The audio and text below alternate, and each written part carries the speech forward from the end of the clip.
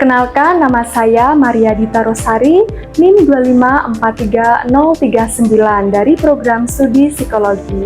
Kita akan membahas mengenai Pancasila dengan dosen pengampu Bapak Victorianus Supriyantoro, AMA PD SPSI MM, tentang Pancasila sebagai ideologi bangsa. Silahkan disimak. Dalam kehidupan masyarakat Indonesia yang semakin dinamis dan kompleks, berbagai persoalan sosial terus bermunculan. Intoleransi, konflik di ruang digital, menjadi tantangan nyata dalam kehidupan berbangsa dan bernegara. Kondisi ini menimbulkan pertanyaan penting, apakah Pancasila masih memiliki peran nyata dalam kehidupan sehari-hari? Pancasila bukan sekedar simbol negara atau rangkaian kalimat normatif yang tertulis dalam konstitusi. Pancasila merupakan ideologi bangsa, yakni sistem nilai dasar yang menuntun cara berpikir, bersikap, dan bertindak dalam kehidupan bersama. Yudi Latif, seorang cendekiawan kebangsaan Indonesia, menegaskan bahwa Pancasila berfungsi sebagai kompas moral bangsa yang memberikan arah etis dalam kehidupan bermasyarakat, berbangsa, dan bernegara. Untuk memahami peran Pancasila secara utuh, perlu dipahami terlebih dahulu makna ideologi itu sendiri. Menurut Thailand, seorang filsuf Pancasila, ideologi merupakan seperangkat nilai dasar yang memberikan arah, tujuan, serta pedoman dalam kehidupan individu dan kehidupan sosial. Dengan demikian, ideologi tidak berhenti pada tataran pemikiran, melainkan membentuk sikap dan mengaruhi tindakan manusia dalam kehidupan sehari-hari. Dalam konteks Indonesia, Pancasila ditetapkan sebagai ideologi bangsa karena nilai-nilainya bersumber dari realitas sosial, budaya, dan sejarah bangsa Indonesia. Notonegoro, filsuf Pancasila Indonesia, menegaskan bahwa Pancasila bukan hasil adopsi ideologi asing, melainkan lahir dari perenungan filosofis terhadap kepribadian bangsa Indonesia. Pancasila memiliki karakteristik sebagai ideologi terbuka.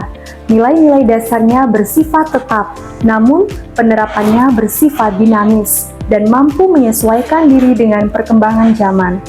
Karakter inilah yang menjadikan Pancasila tetap relevan di tengah perubahan sosial dan kemajuan teknologi.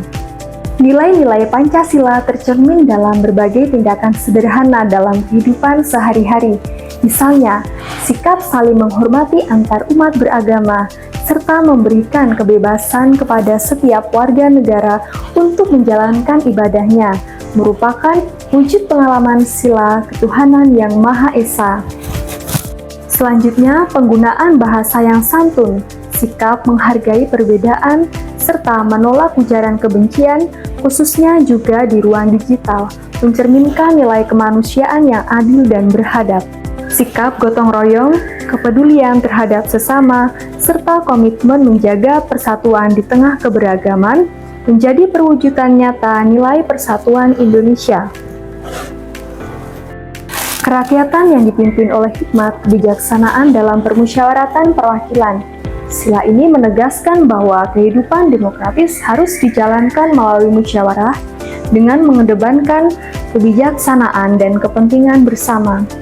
Dalam kehidupan sehari-hari, dapat tercermin ketika keputusan diambil melalui dialog, bukan melalui paksaan atau dominasi suara mayoritas semata.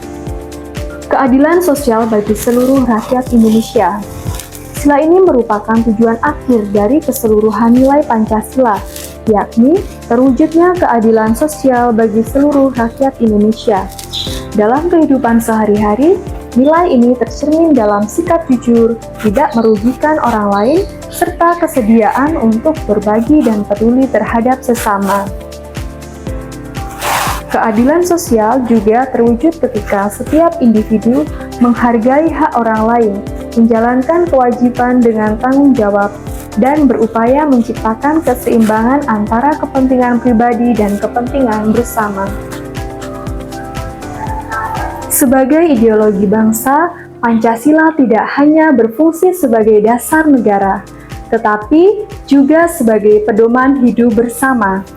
Nilai-nilai Pancasila akan tetap relevan apabila dipahami dan diwujudkan dalam kehidupan nyata, dalam kehidupan sehari-hari.